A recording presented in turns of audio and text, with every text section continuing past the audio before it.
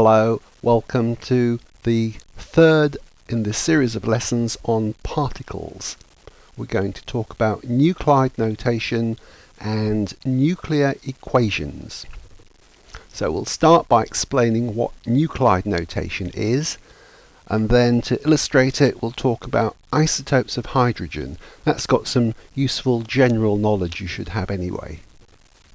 Then we'll talk about how we can extend this notation to apply to subatomic particles like electrons.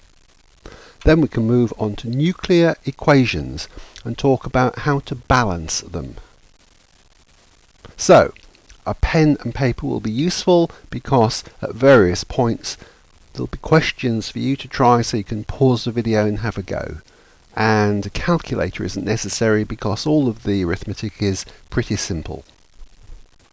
Let's start by talking about what nuclide notation is. Here's an example. Let's think about helium. The atomic number of helium is 2. That's something you should know. So here's a question for you. How many protons and neutrons are there in the nucleus of an atom of helium-3? Okay, pause the video, make sure you can answer that. Well, I hope you've done it. The number of protons, the proton number, is the same thing as atomic number, symbol Z. It's 2. You should know helium is 2, atomic number, it's got 2 protons. The nucleon or mass number, symbol A, is 3. How do I know? Well, you're told we're dealing with helium-3. So the mass number is 3. And to get the number of neutrons, which is the other thing we need, symbol N, we simply take the nucleon number and subtract the number of protons, Z. So it's 3 nucleons, 2 of them are protons, so take away 2, there's 1 neutron. So if we want a simple representation of a helium-3 nucleus, 1 neutron, 2 protons, like that. Now, in an atom of helium there'll be an electron orbiting, but we're really focusing on the nucleus at the moment, so don't worry about the electrons. Look at the symbol we used at the top in the question, the one with the number, the nucleon number on the upper left. Let's put it at the bottom. I'm going to add something to that. I'm going to add the atomic number. I'm going to put it on the bottom left. So that symbol now is referred to as nuclide notation. And look at it carefully. We've got the symbol, we've got the nucleon or mass number on the top, we've got the atomic or proton number on the bottom left side. Let's go into this in a little bit more detail. There was our example. Let's look at the structure. We've got a symbol, the 2 numbers. Let's think about the number at the top, A. It's the nucleon number or the mass number. Think of it, either term is fine, and what it means is it's the number of neutrons plus protons, N plus Z. And we'll encounter this term, baryon number, and we can call this the baryon number. Now you may not have met baryons before. They are a family of particles. Baryons contain 3 quarks, but you don't need to know that at the moment. For the moment it's fine to think of baryons simply as being nucleons, neutrons or protons. Neutrons and protons are types of baryon. There are other ones as well, but we're not worried about that now. So neutrons and protons can be thought of as baryons. So we can call this the baryon number. At the bottom we've got the atomic number or proton number. If you've got a neutral atom, it's the number of electrons in the neutral atom. And very useful, another way to think about the number on the bottom is it's the charge on the nucleus in relative charge units. So if we've got 2 protons in the nucleus, the charge on the nucleus is +2.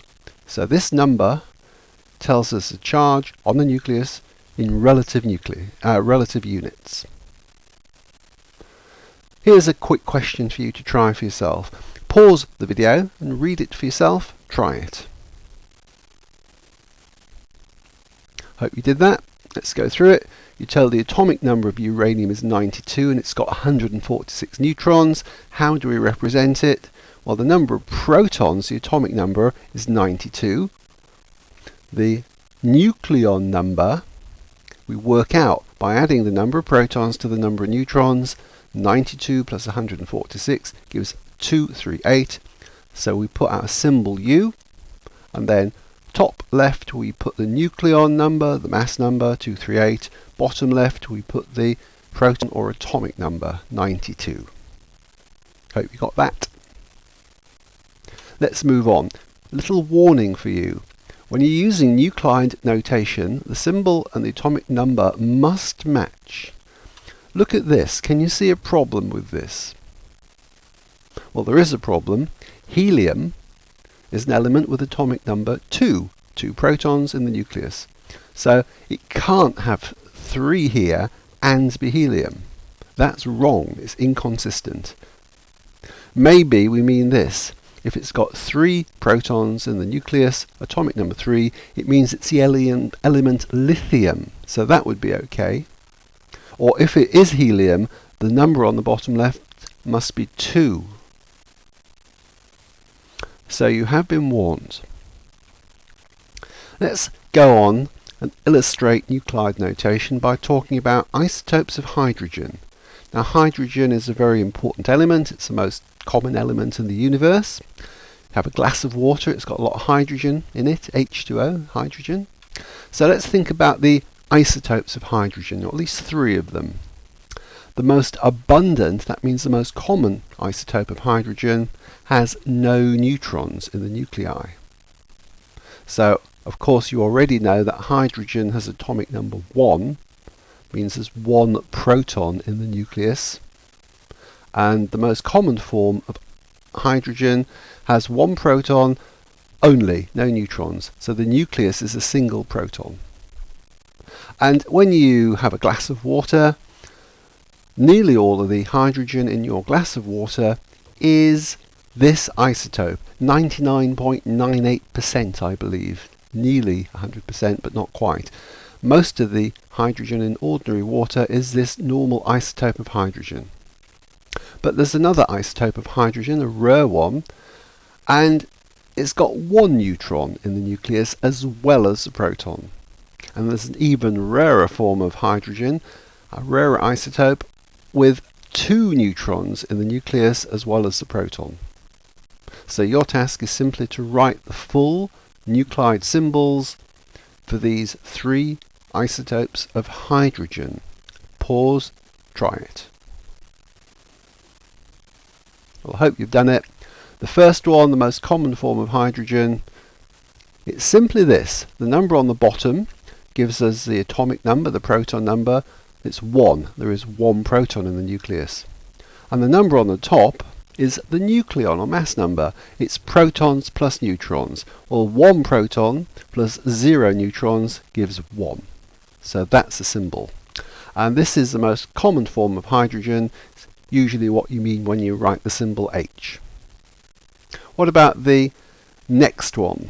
Well, there's the answer you should have got. 1 proton and 1 neutron, so the number at the top has increased to 2.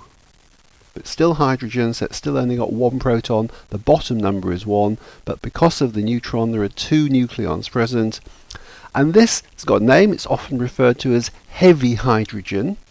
That's because it's about, each atom is twice as heavy as a normal hydrogen, and it's therefore twice as dense. If you make water using this isotope of hydrogen rather than the most common isotope, it's called heavy water. And it's even given a special name. It's sometimes called deuterium. Could write it as H2, and because it's important, it's actually given a special symbol, a capital letter D. So it's an unusual example of an element where an isotope is given its own symbol. So this isotope of hydrogen can be written as D, deuterium. And the last one, of course, is an even rarer isotope of hydrogen. 1 proton plus 2 neutrons gives 3 top, and this has got a special name as well. It's called tritium, symbol H3, and again it's Quite important, so it's given a special symbol which is a capital T. So we can call it hydrogen, use an H, or we can use a T. Now there are other isotopes of hydrogen which aren't important because they are very unstable, they have very short half-lives. But these three isotopes are very important to know about. They're so important that two of them are actually given their own symbols, and no other elements isotopes are given special symbols. It's only the isotopes of hydrogen we're looking at here. So you can add that to your general physics knowledge. Let's talk about how we can extend our nuclide notation to subatomic particles such as protons or electrons. Just consider the structure of nuclide notation for the moment. The top box, the top number, we can think of as nucleon number, which means number of neutrons and protons present, or we can call it baryon number. But the bottom number, I just want to think of in one way. I want to think of it in terms of the charge in relative units. So, bearing all that in mind, here's a little task for you. So using this nuclide notation, what is the symbol for an electron? Now an electron is not a nuclide, but we're just applying this nuclide notation to it. So pause the video and think how you could represent an electron in this notation. Have a go now. Well, you put E for electron. There are no neutrons or protons in an electron. Therefore, we put 0 at the top. What about the charge? Well, it's relative charge -1. So that is the symbol, the notation for an electron. Let's do some more. There's a table here and I'd like to fill it in. You're going to do most of the work. Let's just look at the table. Proton, neutron, electron you know about. Hope you've met alpha particles before. An alpha particle is something produced during radioactivity, and it's got the same structure as a helium-4 nucleus. It's 2 protons and 2 neutrons. So bearing that in mind, you should be able to fill out that row of the table. Gamma ray or gamma photon or photon is again something I hope you've met before. It's not a particle in the same sense as these are. It's a packet of energy, and it hasn't got a charge. It doesn't contain any particles. That should be enough information to complete the bottom row. So let me do the first row for you. Proton P, charge in relative units +1. Plus sign is optional. Nucleon number, well, it is a nucleon. It's a proton, so it's got 1 nucleon in it. It is a nucleon. Put the number 1 there. What's the symbol? Put P down. We put the charge on the bottom and the nucleon number at the top, and we've got the symbol. Can you pause and see if you can work out the rest of that table? Pause now. Well, I hope you've tried. Let's go through it. Neutron N, obviously. The charge is 0, it's neutral. Nucleon number, well, it is a nucleon, so it's 1. Symbol N, put the charge at the bottom and the nucleon number at the top. That's the symbol. Electron we've already done. E, charge is -1. It's got no neutrons or protons, and the symbol comes to that. Alpha particle, we use the Greek letter alpha, which is that first letter of the Greek alphabet. Charge, well, it's got 2 protons and 2 neutrons, so the charge is +2. The nucleon number is 4. It's the same as helium-4. 2 protons and 2 neutrons is 4 nucleons. So our symbol is alpha. Put the charge at the bottom, with or without the plus sign, it doesn't matter, and put the nucleon number at the top. There's the symbol for an alpha particle. And gamma ray or photon, it's a Greek letter gamma. Now it looks a bit like a Y, but it's not. It's the 3rd letter of the Greek alphabet, alpha, beta, gamma. And its charge, well, it hasn't got a charge. Photons are 0 charge. It hasn't got neutrons and protons in it. It hasn't got anything in it. 0. So the symbol will be that. There are other particles with the same numbers. For example, a particle called a neutrino has 0 and 0, so that doesn't uniquely identify the particle. but it tells you some information about the particle. Now, I hope you got that. We can put all of this together and start, whoops daisy, go back a step.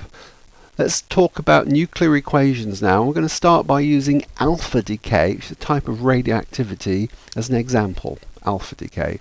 And there's a nice picture here, courtesy of Wikimedia, which represents alpha decay. This thing on the left is a large unstable nucleus. So to become more stable, it throws out a bundle of particles. It throws out an alpha particle, which consists of 2 protons and 2 neutrons. And that leaves behind a smaller and more stable nucleus. And that's called alpha decay. Now, not all isotopes produce alpha decay, but some do. Let's do an example and show you how we can construct a nuclear equation to represent what happens during alpha decay. Well, we start with the nucleus. Let's suppose we start with the uranium-238 nucleus. Atomic number 92, nucleon number 238. That's our starting nucleus. Now the thing is going to change. It's going to throw out an alpha particle, so it's going to change into 2 things, the alpha particle and whatever's left over. So we get our alpha particle produced and something else. And now the thing that's left over will be the nucleus of a different element. It won't be uranium anymore because it's lost some protons. So it's not uranium. We don't know what it is. I'll call it element X. And we don't yet know what the nucleon or atomic numbers are, so we'll use the symbols. So I'm just going to write that. And that's a nice simple example of a nuclear equation. We start with the nucleus on the left and we end up with the items on the right. And to balance this equation or complete it, we need to work out the values of A and Z, and preferably what symbol X stands for, which element is X. Let's do it. You can probably do it in your head. So in fact, before I tell you an approach, can you see if you can work out A and Z for yourself? You don't have to find X unless you happen to have a periodic table to hand. Can you work out how big A and Z are? Pause and have a go. Well, I hope it's common sense. We had 238 nucleons to start with. 4 are in the alpha particle, so there must be 234 left. We had 92 protons to start with. 2 are in the alpha particle, so we must have 90 protons left. So you can do it in your head. You can then go away and look up what element X is, knowing that Z is 90. But here's a systematic way of doing it, which will work for more complicated equations. You can do this in your head because it's nice and simple, but we need a method we can apply to more complicated equations. So here is a method. Let's call the number at the top the baryon number. And one interesting feature of physics is baryon number is conserved. You've heard of conservation of energy. Well, there's conservation of baryon number as well. If we start off with 238 baryons, we must finish with 238 baryons. And we can use that to write a simple equation. 238 is what we start with, therefore that must equal to 4 plus A. And very easy to work out, A is 234. How about Z? Well, we can work out the charge because there's a law of conservation of charge. If we start off with 92 units of charge, we've got to finish with 92 units. So because charge is conserved, the starting charge 92 must equal the final charge 2 plus Z in relative units, so Z is 90. I can then, if I want to, go to my periodic table and look it up, and I'll find that the element with Z equals 90 is something called thorium, capital T small h. So I've found A, Z and X. I can put that in. So that's how we can balance, that means get the numbers right, and complete a nuclear equation. Nice simple one. Let's do one more example of a nuclear equation and then you'll have got the general picture. let's talk about nuclear fission and how we can write an equation for it. Now you may or may not have met nuclear fission, but let me quickly go over it. If we have a nucleus of some certain isotopes, not all isotopes, but some isotopes, the nuclei can absorb a neutron that comes along, and then after absorbing the neutron, the nucleus becomes very unstable and it splits into lots of bits. That's what we mean by fission. Fission means splitting apart. So we've got a nucleus, they call it the target nucleus here. A neutron comes along and absorbs, the target nucleus absorbs the neutron. That makes the target nucleus very, very unstable and it splits apart. And the bits it splits into, well, there are some large bits, they can be called fission products or fission fragments. They're basically new, smaller nuclei. And there's usually 1, 2, 3, 4, 5, a variable number of neutrons left over, which are shown on the diagram. So we get produced some small nuclei and some single neutrons, and there may be gamma photons given off as well. That's what happens during nuclear fission. Now, can we represent this with an equation? Well, one material that shows this property is uranium-235. That's why it's used in nuclear reactors.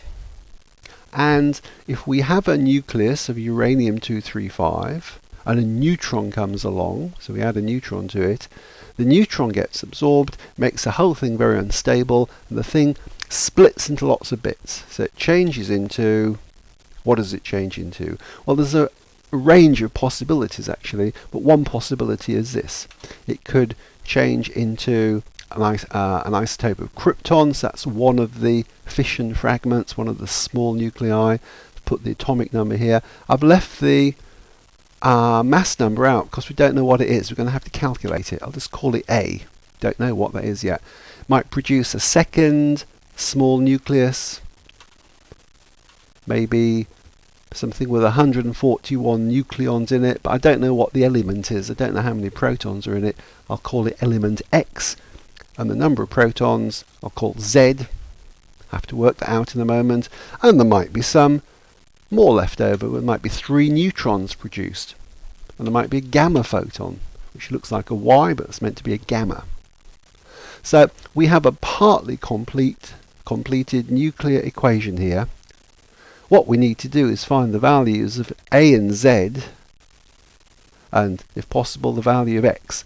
So your task is simply to find the values of A and Z. Pause and think about it now. Well, have you tried it? I hope so. Here's how I would go about it. First of all, I would put the missing top and bottom numbers in where they are absent. So the neutron we know has a 1 at the top and a 0 at the bottom. Do the same for these neutrons here, 1 at the top and 0 at the bottom. A gamma photon has 0 and 0. Now we can use the fact that baryon number is conserved and charge is conserved. Let's go through this. Baryon number is conserved, so the total number of baryons we start with must be equal to the total number we finish with. So we can write a nice simple equation. 235 plus 1 is what we start with. That must be equal to A, however many baryons A is, A plus 141 plus 3 times 1, because it's 3 neutrons, so that's 3 baryons, 3 times 1 plus 0. And that gives us the equation here. A bit of simple arithmetic gives us A, the number here, is 92. So I can get rid of A, put 92 in. Now by coincidence, that 92 is the same as uranium's atomic number, but don't let that confuse you. It's a different thing. It's just by coincidence those two numbers are both 92. Let's work out Z on the bottom row. We can do exactly the same. We can say charge is conserved. So working on the bottom row, 92 units of charge plus 0 units must equal 36 units plus Z units plus 3 lots of 0 units plus 0 units. That gives us this equation. Stick the numbers in. Z is 56. So I can remove Z and put 56 in. And that's what I asked you to do. So I hope you got 92 and 56 as numbers. I didn't ask you to find the element, but it's not difficult. From the periodic table, Z equals 56 tells you the element is barium. So if I wanted, I could replace X with the symbol Ba. Okay, that's it. I hope you've got the general idea. Thank you for watching.